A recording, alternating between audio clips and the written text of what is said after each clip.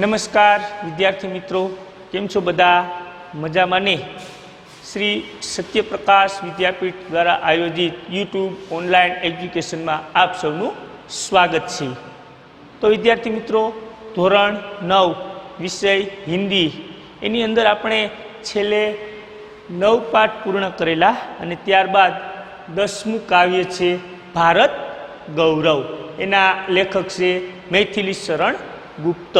ભારત ગૌરવ આપણે જાણીએ છીએ વિદ્યાર્થી મિત્રો કે ભાઈ આપણે ભારત દેશના નાગરિક છીએ, એટલે સ્વાભાવિક છે કે આપણને આપણા દેશનું ગૌરવ હોવું જોઈએ. તો આ એવું જ મૈથિલી શરણ ગુપ્તનું આ સુંદર મજાનું કાવ્ય છે અને એમાં એણે ભારતની ગૌરવ ગાથાની રજૂઆત કરી છે. તો જોઈએ આપણે પેલા કવિ પરિચય કે મૈથિલી શરણ ગુપ્તનો જન્મ 1886માં અને મૃત્યુ 1964ની અંદર થયું હતું. મૈથિલી શरण गुप्त का जन्म झांसी जिले के चिरगांव में हुआ था. झांसी जिलाનું चिरगांव ત્યાં એમનો જન્મ થયો હતો.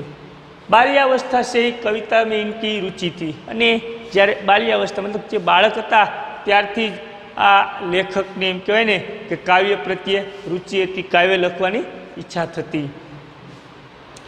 इनकी प्रारंभिक रचनाएं हिंदी की पत्रिकाएं सरस्वती में प्रकाशित हुई कि पोते शुरुआत थी बाळपण थी जे काव्यनी रचना करता અને એ કાવ્ય એમ કહેવાય ને કે આ સરસ્વતી પત્રિકા આવતી, બરાબર, એમાં પ્રકાશિત થતી, मतलब કે એમાં બહાર પડતી. महावीर प्रसाद द्विवेदी के प्रोत्साहन ने इनकी कवि व्यक्तित्व का परिष्कार दिया અને એમને સાથ સહકાર કોનો મળેલો તો કે મહાવીર પ્રસાદ દ્વિવેદી.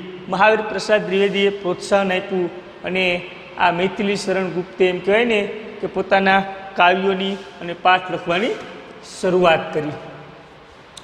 राम भक्ति में शराब और पारिवारिक संस्कारों ने इन्हीं राम काव्य लिखने के लिए प्रोत्साहित किया और तत्कालीन राष्ट्रीय परिस्थितियों से प्रभावित होकर इनकी कविताओं में राष्ट्रीय चेतना और स्वदेश गौरव की गूंज सुनाई देने लगी. कि भाई एना घर परिवारનું વાતાવરણ કેવું હતું તો કે રામ ભક્તિપૂર્ણ, કે રામમય એના ઘરનું વાતાવરણ હતું. એટલે શરૂમાં તેઓ ભગવાન વિશે, રામ વિશે અને આ રીતના ઈશ્વર વિશે કાવ્ય લખવાની શરૂઆત કરી હતી અને શરૂમાં તેઓ લખતા હતા. અને ત્યારબાદ એ સમયની પરિસ્થિતિ, તત્કાલ પરિસ્થિતિ, મતલબ એ સમયની પરિસ્થિતિ રાષ્ટ્રીય પરિસ્થિતિ, એટલે કે જે એ સમયમાં આંદોલનો થતા, એ આંદોલનોએ એનું ધ્યાન ખેંચ્યું અને પછી એને રાષ્ટ્રીય ચેતના અને સ્વદેશ ગૌરવ, રાષ્ટ્રીય ચેતના મતલબ કે દેશ પ્રત્યે જાગૃતતા આવે, દેશનું ગૌરવ વધે એવા કાવ્યો લખવાની એમણે શરૂઆત કરી. इसी कारण से राष्ट्र कवि के संबोधन से प्रसिद्ध हुए અને એટલા માટે જ આપણે મૈથિલી શરણ ગુપ્તને હિન્દી સાહિત્યની અંદર રાષ્ટ્ર કવિ તરીકે ઓળખવામાં આવે છે. એટલે જ આપણા મૈથિલી શરણ ગુપ્ત છે એ હિન્દી સાહિત્યની અંદર કહો તો પણ ભલે, પણ એને રાષ્ટ્ર કવિ તરીકે ઓળખવામાં આવે છે. શું કામ તો કે રાષ્ટ્રનું ગૌરવ, દેશનું ગૌરવ વધારતી કૃતિઓની રચના કરી અને દેશના યુવાનોમાં જાગૃતતા આવે, દેશ પ્રત્યે બધાને પ્રેમ ઉત્પન્ન થાય એવા જ હંમેશા એને કાવ્યો લખ્યા. એટલા માટે એને રાષ્ટ્રકવિનું બિરુદ પણ મળેલું. ભારત ભારતી, સાકેત, पंचवटी, यशोधरा, विष्णुप्रिया आदि इनकी प्रमुख रचनाएं हैं. અને આ મૈથિલી શરણ ગુપ્તની આ શ્રેષ્ઠમાં શ્રેષ્ઠ રચનાઓ છે. હિન્દી સાહિત્યની અંદર શ્રેષ્ઠમાં શ્રેષ્ઠ રચનાઓ એટલે કે આજે સાકેત છે, पंचवटी છે, यशोधरा છે. हिंदी साहित्य एवं शिक्षा के क्षेत्र में अनुपम योगदान के कारण इन्हें 1956 में पद्म भूषण की उपाधि से अलंकृत किया गया तथा राज्यसभा का सदस्य भी मनोनीत किया गया. એટલે કે હિન્દી સાહિત્યની અંદર એને સારામાં સારું યોગદાન આપ્યું, શ્રેષ્ઠમાં શ્રેષ્ઠ કૃતિઓની રચના કરી અને એ પણ દેશ માટે. અને એટલા માટે જેમ કહેવાય ને કે એને 1954માં પદ્મભૂષણનો એવોર્ડ આપવામાં આવ્યો અને સાથે સાથે એમ કહે ને કે રાજ્યસભાના એક સદસ્ય તરીકે, એક સભ્ય તરીકે પણ એમને નિયુક્ત કરવામાં આવ્યા. પ્રસ્તુત કાવ્ય ભારત ભારતી સે लिया गया है. એટલે કે અહીંયા જે ભારત ગૌરવ કાવ્ય આપેલ છે એ કાવ્ય શેમાંથી લેવામાં આવ્યું છે તો કે ભારત ભારતીમાંથી લેવામાં આવ્યું છે। जिसमें 3 खंड में देश का अतीत वर्तमान और भविष्य चित्रित थे। અને આ કાવ્યની અંદર 3 ખંડ બરાબર એટલે કે ભૂત વર્તમાન અને ભવિષ્ય આ ત્રણની રજૂઆત કરતું આ કાવ્ય છે। પણ ભૂતકાળમાં કેવું હતું, વર્તમાનમાં કેવું છે અને ભવિષ્યમાં કેવું હશે એના વિશેની આ એમની કૃતિ એમ કહેવાય ને કે આ કાવ્ય मैथिली चरण-गुप्ते लख्યું છે। गुप्त जी ने भारत के अतीत का गौरवशाली चित्र प्रस्तुत किया है। अतीत भूतकाल के खास करीने गुप्तजी एम कहे ने कि भारतनो जो भूतकाल हतो एनु गौरव कर्युं छे अने खरेखर आपणे पण गौरव लीधा जेवी वात छे कि आपणा भारतनो भूतकाल खरेखर एम कहे ने कि अद्भुत हतो। अद्भुत भूतकाल हतो आपणा भारत देशनो अने अहींया एनी ज गौरवनी वात आ लेखके करी छे। और यही इन्हीं विशेषताओं के आधार पर उसे विश्व के सिरमौर पर पद पर प्रतिष्ठित किया है। अने इना आधार पर मतलब कि भूतकाळना आधार पर भूतकाळना आ भारत देश ने ध्यान में राखी अने सिरमौर मतलब कि विश्वनी अंदर बधा देशों में श्रेष्ठता आ भारत देश ने अपाई है अथवा तो श्रेष्ठ में श्रेष्ठ जो आ संसार अंदर आ विश्वनी अंदर कोई देश होय तो ये भारत देश है एवं एमणे आ काव्यनी अंदर रजू करेल है।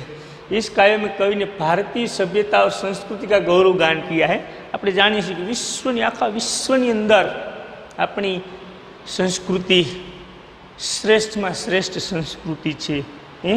આપણી ભારત દેશની સભ્યતા અને સંસ્કૃતિ આખા વિશ્વની અંદર શ્રેષ્ઠમાં શ્રેષ્ઠ છે અને એના ગુણગાન આ मैथिली चरण गुप्तजीએ આ કાવ્યમાં ગાયા છે।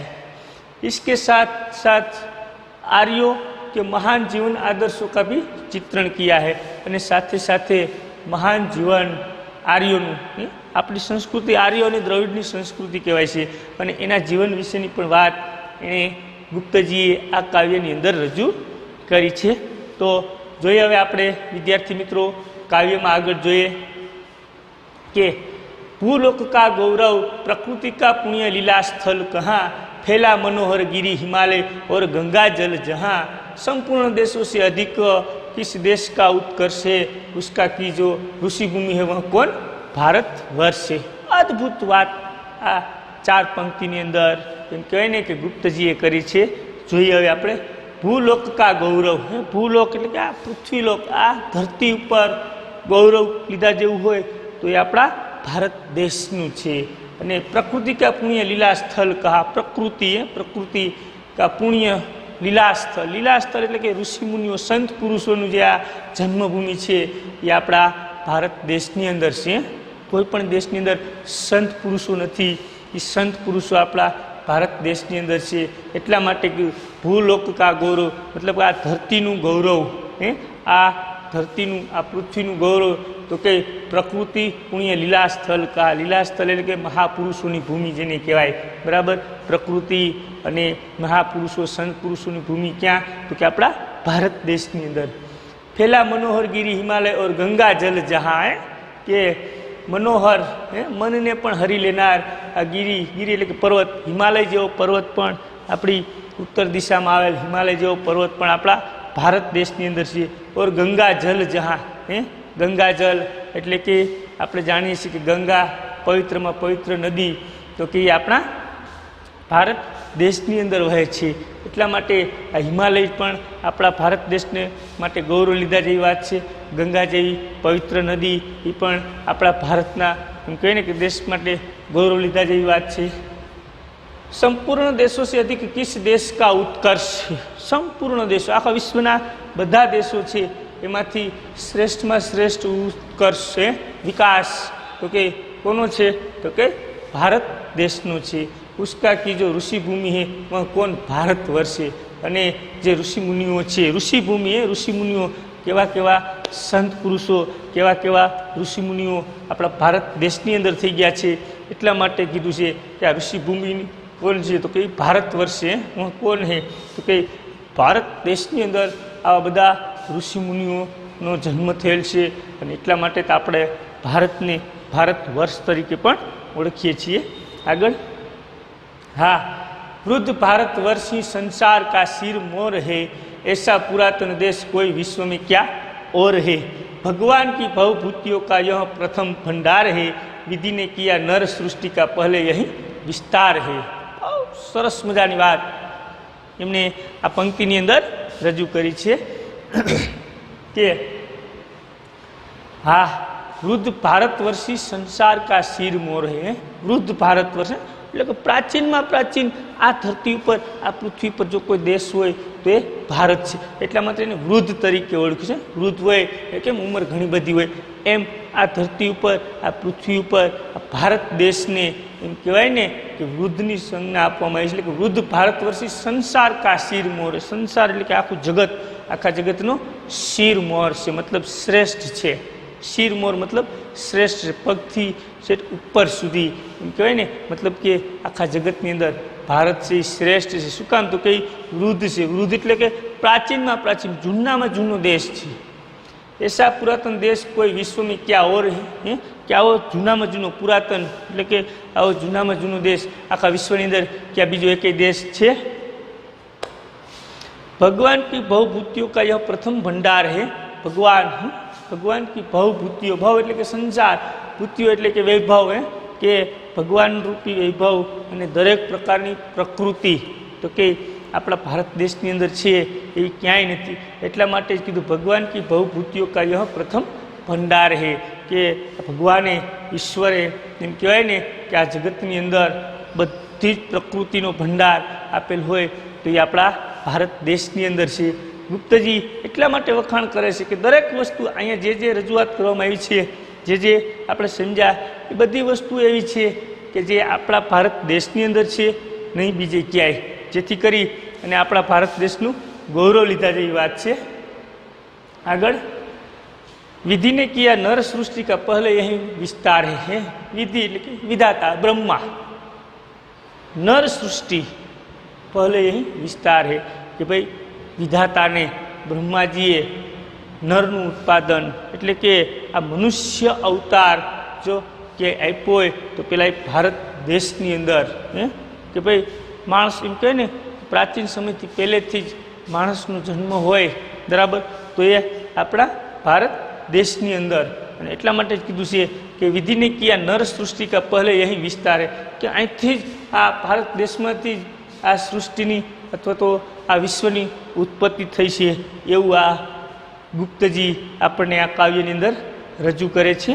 તો વિદ્યાર્થી મિત્રો, આપણે આ કાવ્યને અહીંયા સુધી રાખી, બાકીનું છે એ નેક્સ્ટ ટાઈમ।